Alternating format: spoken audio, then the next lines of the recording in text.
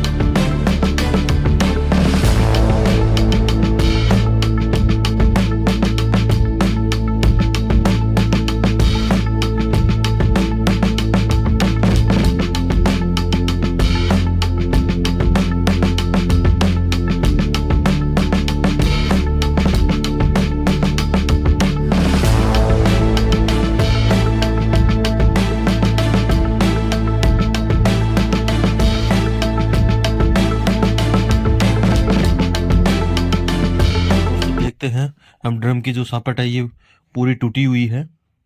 इस प्रकार से हम ड्रम को चेंज करते हैं। तो ऐसे ही वीडियो की देखने के लिए हमारे चैनल यूनिक रेफ्रिजरेशन के साथ दोस्तों बने रहिएगा।